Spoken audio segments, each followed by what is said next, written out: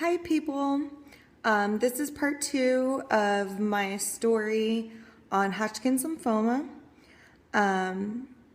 Initially I told you how it all started. Now I'm telling you about the next journey that I'm going to go through, which I'm not excited about. I don't think anybody's ever excited about going through chemo or stem cell transplant or radiation.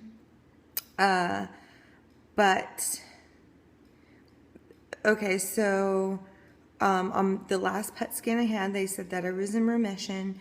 They said I had a residual little spot in my arm, but they said it was nothing. It was just a glitch in the system, but my case is very rare. The cancer that moved to my bone and my neck, they said that never happens. They've never seen it before.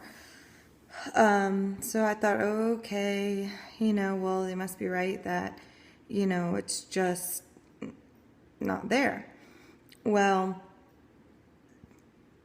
and they kind of make me think sometimes I don't know what I'm talking about. Like, I don't know what's going on with my own body, that they know everything because they're, doctors and stuff like that. And mind you, I'm so thankful for my doctors for helping me through this and curing me. But at the same time, I think they should be a little bit more humbling. Instead of they said, we're not just going to dive in and do a biopsy. We're not going to do that. And at the time, I should have said, well, you need to. But I didn't. I just let it be. And and so after a couple months, my lymph nodes started growing again. And I thought, that's weird. I thought maybe it was scar tissue, but scar tissue normally is there anyways and it doesn't go away, which is fine. But this on my neck started growing again. And I just was reluctant to call them because they sometimes make me feel stupid. So I called them anyways and I said, listen, I'm not hallucinating. These lumps on my neck are growing. And they said, okay, come in. And so I went in and I did a scan. And the glitch in the system was not a glitch in the system. It had moved to the bone in my arm and again in my lymph nodes. And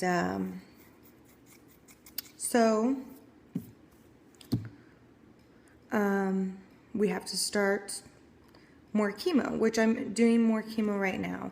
I don't know how many rounds I'm doing. I think I'm doing 6 or 8 rounds of chemo.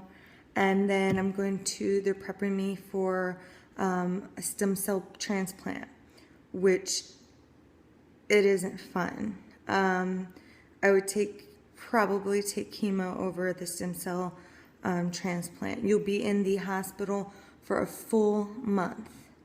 And you do get visitors, but your blood count and your immune system bottoms out.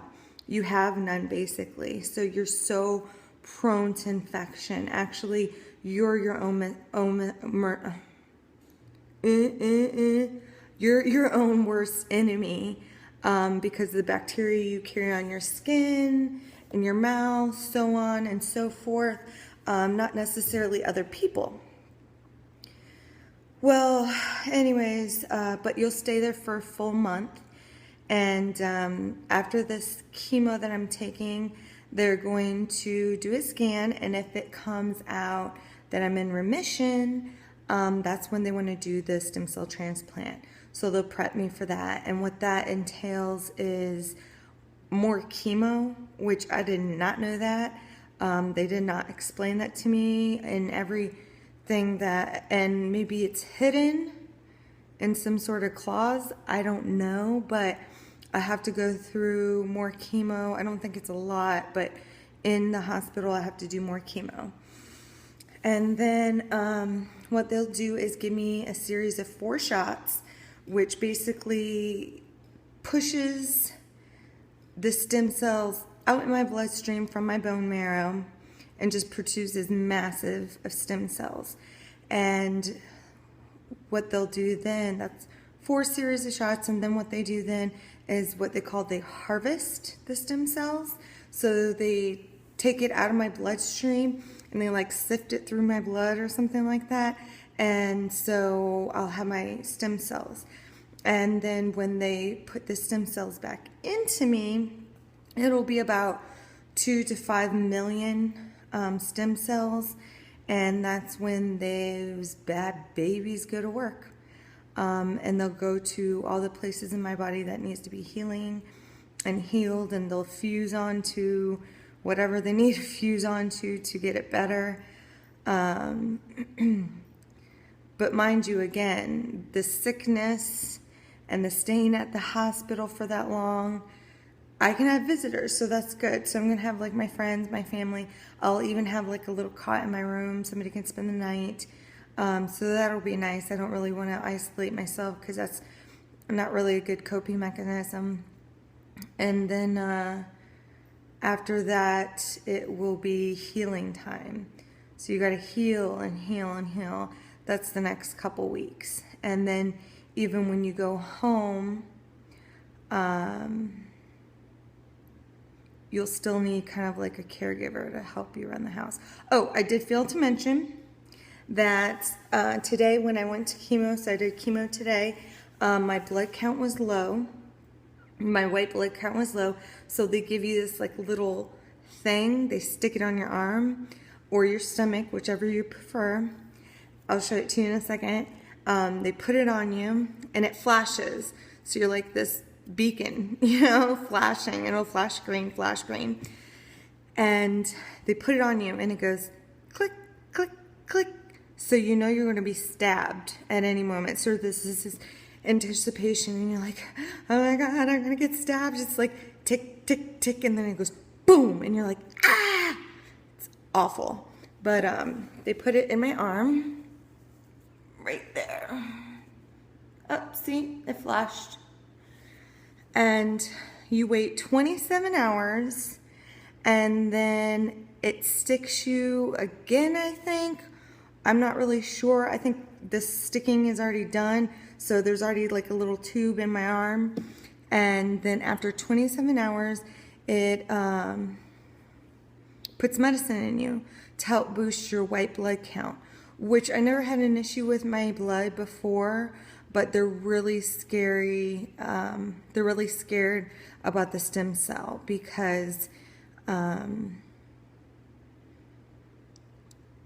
it's very risky. It's risky, It's risky for a number of reasons.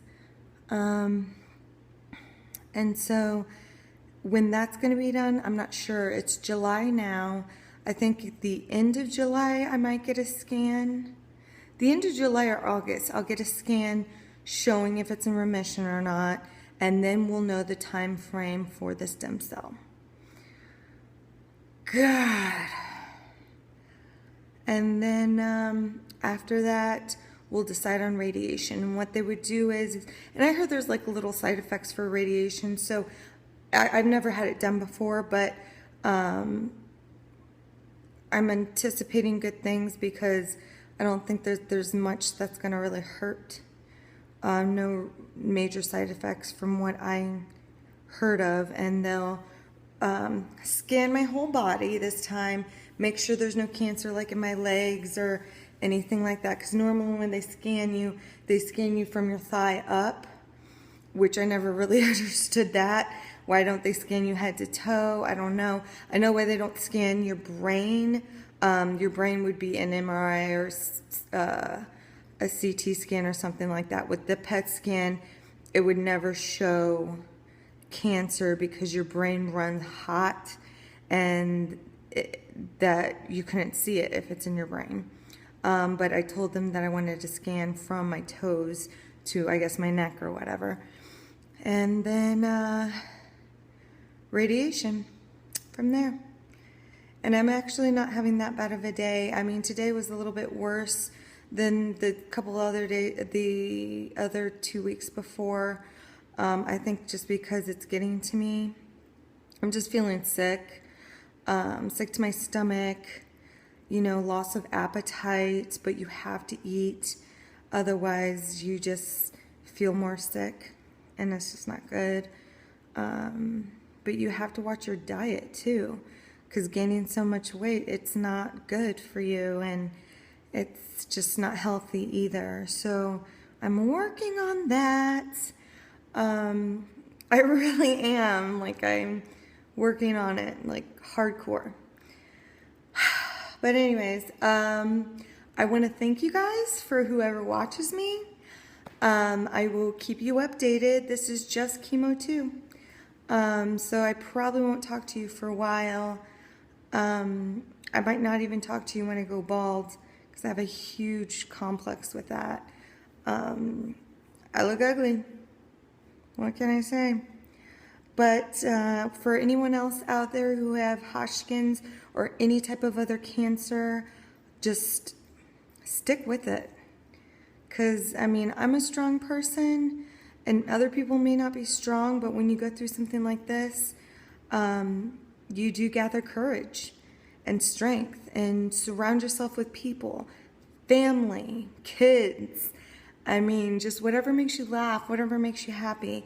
Don't ball up and be in a little depression mode or whatever you want to call it. So, all right, I'm signing off. Lauren Wecker. And just subscribe to me, like me, and if you have any questions, ask them. All right, bye.